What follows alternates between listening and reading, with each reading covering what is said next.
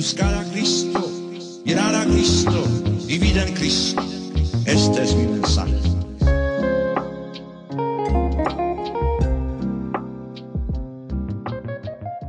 Muy buenas tardes, otra vez estamos aquí reunidos en Tinto con Wojtyla. Y el día de hoy vamos a estar hablando de un tema muy particular que cada que salimos a dar conferencias o retiros, la gente siempre me pregunta, Gustavo, ¿y cómo se enseña teología del cuerpo? ¿Cómo se habla de teología del cuerpo con los niños? Y para eso tengo una invitada muy especial que conozco hace muchos años. No quiero decir los años porque eso automáticamente me hace sentir viejo, pero no, mentiras. Mi comadre está con nosotros, Claudia Bermeo. Hola Claudia, ¿cómo estás? Muy bien, gracias a Dios. Bendecida de estar aquí. ¿Cómo está tu vida, Claudia? Todo muy bien, gracias al Señor, trabajando como Él quiere. Claudia, mira que me imagino que tú también das muchas conferencias, vas a muchos retiros y siempre la gente pregunta cómo se le enseña teología del cuerpo a los niños. Sí, definitivamente. Es una necesidad muy grande y ahí quiero empezar diciéndote, Gustavo, que para mí ha sido una bendición enorme el poder hacer esto, que el Señor definitivamente lo guió, porque escucho incluso a gente de la iglesia, que es con la que más mantenemos, ¿verdad? Los niños son el futuro. Y eso a mí me duele profundamente porque el niño no es el futuro, el niño es el presente. Si no trabajamos en el niño ya mismo, imagínate lo que va a pasar. Y mira que la gente se preguntará por qué están hablando de eso, siendo que hemos seguido toda una secuencia de capítulos de heridas, sanando heridas. Y es importante saber que podemos evitar muchas heridas a los niños si los educamos correctamente, si desde el principio les enseñamos a ser personas integradas, ¿verdad? Claudia, tú escribiste un libro. Bendito sea el Señor. Sí. ¿De qué se trata el libro? Bueno, el libro precisamente es una herramienta que estamos dando a los papás para aprender a educar al niño desde pequeño a que él es imagen y semejanza de Dios, que somos criaturas. La criatura más perfecta del Señor somos nosotros, los seres humanos, y que puedan realmente sentir que de verdad Dios nos ama y que fuimos hechos a esa imagen y semejanza de Dios. Entonces, mira, nosotros realmente, por lo menos a mí nunca me pasó y no he encontrado una persona que me diga, a mí me dijeron cuando era pequeño que yo había sido, que yo era imagen y semejanza de Dios, nunca. Entonces, creo que desde ahí es la base, ¿no?, que nos enseña San Juan Pablo II precisamente en la teología del cuerpo, que tenemos que volver a eso, a esa hechura que somos de Dios. Entonces, bueno, este libro realmente vino después de una crisis que yo tuve también, incluso como profesional, al ver en la oficina que empezaron a llegar niños ya con problemas de su identidad sexual a los 6 años, cuando realmente en esa etapa todavía no debería presentarse esto, ¿verdad? Por otro lado, niños también pensando mucho ahora en el suicidio, niños muy pequeños, desde los 6 años, así que esto me alarmó muchísimo y empecé a orar, pero tengo que admitir que en ese momento yo estaba muy angustiada, era como que, Dios mío, ¿qué está pasando? Ayúdame, y empecé a orar mucho por esto, por mis pacientes, por supuesto, y empieza el Señor a darme, ¿no? Digamos, esos talentos, porque todos el Señor nos ha ido poniendo esos talentos, como que a que floreciera, decir, vamos a hacer algo precisamente que sea una herramienta para los papás. Entonces de ahí nace esta cartilla, en donde básicamente está hecha para los papás, pero para trabajar con los niños, ¿no? ¿Te explico de una vez cómo? Claro, claro. Ok, pues la cartilla viene en 3 partes. Está una parte amarilla, esta parte amarilla está dividida en colores para poder que se haga más fácil. Es donde da toda la educación sexual en el desarrollo del niño, pero es para los papás. Entonces, la parte amarilla es para los papás, en donde realmente vamos a aprender de un lenguaje muy sencillo que está desarrollando el niño desde la parte sociocultural y sexual, dependiendo de la edad. Entonces, una vez los padres se educan en esto, vienen unas páginas verdes. Esas páginas verdes ya son actividades que el padre hace con el niño para precisamente irlo educando desde muy pequeño a que aprenda cómo él es amado por Dios y cómo es semejanza de Dios. Entonces, hablándole a través del mismo lenguaje del niño, que es el juego, que son actividades, la cartilla trae muchos colores, etcétera. Entonces se van dando como esos pasos para que los papás vayan siguiendo y vayan educando al niño desde la teología. Vamos a hablar de 3 pasos. Dime cuáles son los 3 pasos más importantes y si la gente quiere saber más, entonces al final vamos a decirles que pidan la cartilla. Okay. Pero si podemos decir 3 pasos para aprender a educar niños en la pureza, ¿cuál sería el primero para ti? Mira, el primero definitivamente nosotros como padres tenemos que educarnos y saber qué es esa pureza para vaciarnos nosotros de nuestras impurezas. Porque es que casi siempre pensamos que la impureza viene solamente en la sexualidad, ¿sí? Y nosotros no podemos olvidar lo que nos enseña San Juan Pablo II, que somos seres íntegros. Entonces, al ser seres íntegros, mucha impureza puede venir de otro lado. De hecho, la impureza sexual puede estar quizás en la cola de todas estas impurezas que vinieron al principio, ¿sí? Por ejemplo, hablamos de esa vanidad que nosotros tenemos, ese qué dirán, ese hacer las cosas por lo que los demás dicen que lo hagamos, etcétera. Son impurezas que nosotros empezamos a tener. Entonces, como padres necesitamos, como punto número 1, decir, esto es lo que yo conozco de mí y esto es a lo que yo tengo que renunciar. Es vivir el evangelio, básicamente. Entonces, eso sería como paso número 1. Mira que Dr. Bob del John Paul II Healing Center, él habla muchísimo de las heridas generacionales. Entonces, yo queriendo entender un poquitico de eso, pues obviamente porque Jesús dice que el pecado es individual, ¿verdad? Obviamente hubo un pecado original, pero yo estoy a cargo de mi propia sanación y aceptar a Cristo en mi salvación. Pero yo lo que creo cuando él habla de esas heridas generacionales es que si yo no sano mis heridas, se las voy a pasar a la siguiente generación. Total. Y no porque pasen en el EDN, sino en la forma en que hablo con ellos, en la forma en que me relaciono con ellos. Voy a estar perpetuando esas heridas que yo mismo no sané. Como no sé quién es que dice que si yo no sano mis heridas, termino sangrando en gente que no me hirió. Y es lo que a veces hacemos. Le pasamos a nuestros hijos la forma en que me criaron a mí. Y lo que tú dices es muy importante, poderme educar en la pureza. Mira que por años siempre me pedían que diera charlas de teología del cuerpo a jóvenes, adolescentes, y yo lo hacía. Y estos 2 últimos años me he dado cuenta que no, hay que educar a los papás. ¿Verdad? Sí, Que los total, papás totalmente. tienen que educarse, los papás tienen que desarrollar un lenguaje con el cual puedan hablar con sus hijos desde la libertad, con la verdad y caridad, ¿verdad? Porque muchas veces los hijos vienen con preguntas y no tenemos respuestas, ¿verdad? No tenemos una forma de responder. ¿Por qué no puedo hacer esto? Porque es pecado. Y un niño ya no reacciona ante ese porque es pecado.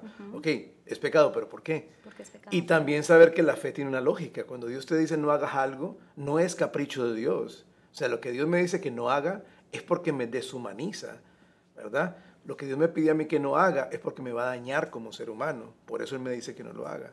Entonces, ¿cómo los papás se forman para poder compartir esa verdad con los hijos? Paso número 2. Paso número 2, bueno. Estamos entonces hablando de que el paso número 1 es entenderlo, ¿verdad? Y entonces poder vaciarnos de esas heridas. Paso número 2, y yo quisiera dejarlo en 2. ¿Sabes por qué? Porque si damos mucho, la gente entonces se pierde. Entonces son un montón de pasos. Vamos a dejarlo en 2. Y el segundo, tiempo. Tiempo. Tiempo, porque en este momento de lo que más carece el ser humano para sus hijos es de tiempo.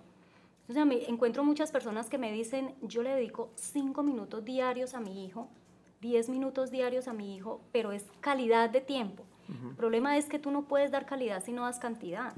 No me puedes decir que en 10 minutos, en 5 minutos que te sientas todos los días con tu hijo, vas a poder realmente educar, formar, corregir y enmendar lo que puede estar pasando en la vida del niño.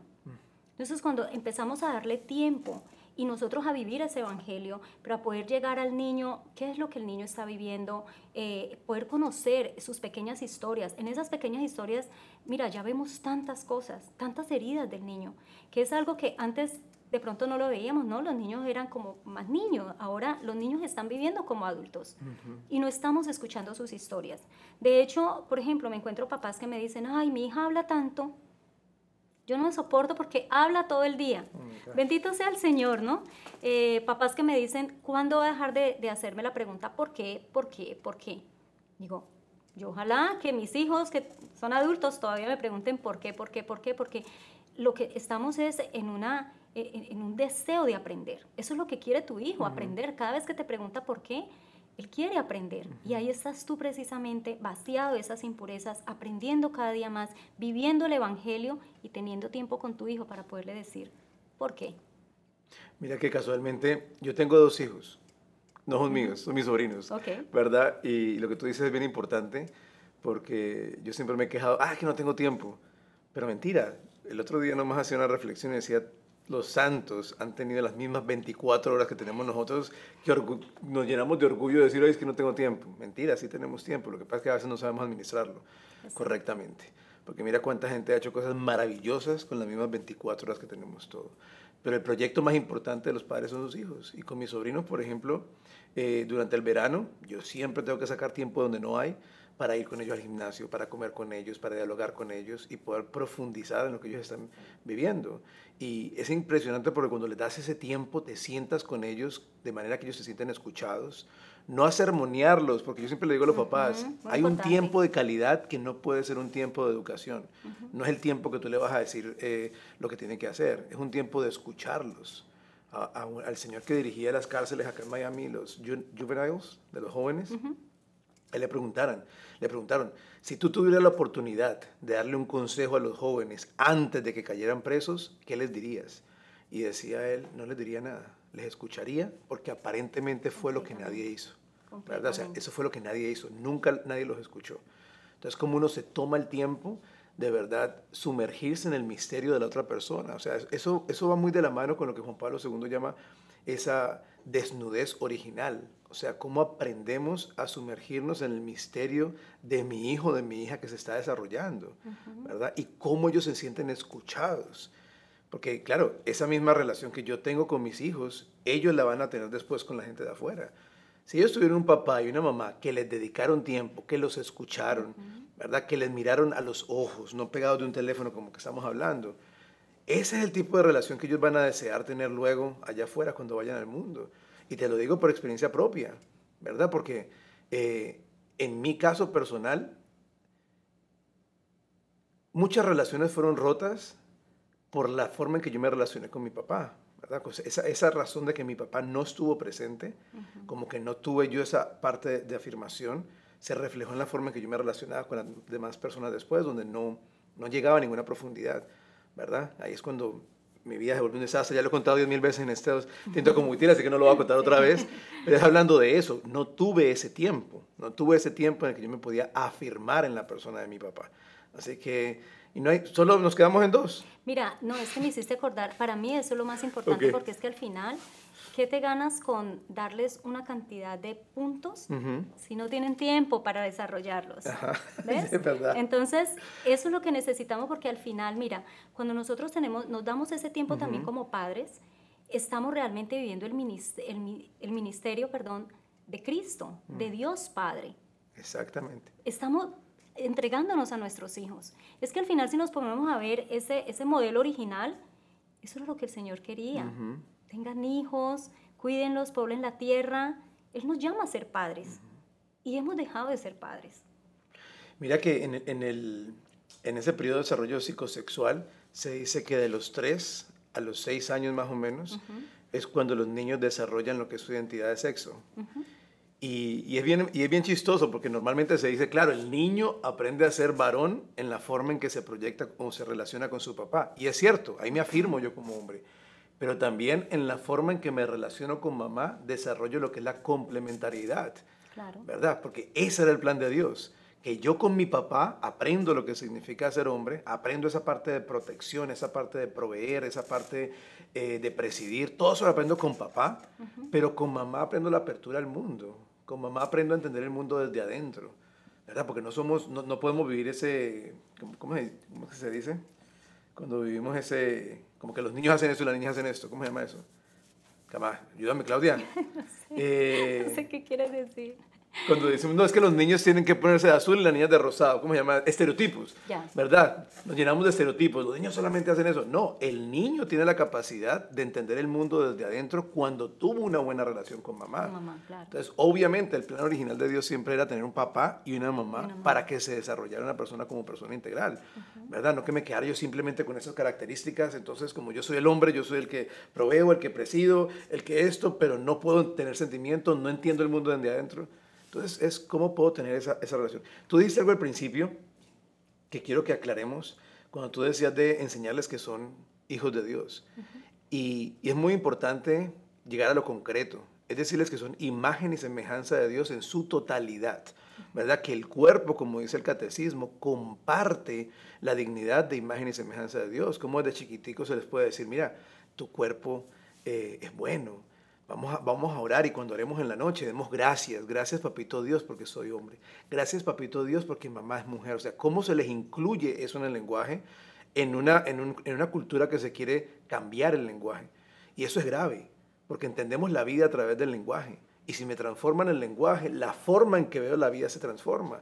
Entonces nosotros como desde niño afirmamos esa bondad de su masculinidad, esa bondad de su feminidad constantemente, ¿verdad? Que no tengan vergüenza. O sea, yo te lo oí a ti una vez también, pero llamar cada parte del cuerpo por el nombre que es. O sea, sí, por tú supuesto. solo le cambias el nombre a algo cuando está mal, cuando hay vergüenza. Entonces, increíble, ¿verdad? O sea, llama manos, pecho, el cosito. ¿Cómo que el cosito? O sea, ¿cuál es la vergüenza? Sí, si sí, es sí. una parte del cuerpo, que es muy importante de chiquitos que ellos aprendan que no hay una parte de su cuerpo que tenga vergüenza. Que no tapamos el cuerpo porque hay una vergüenza.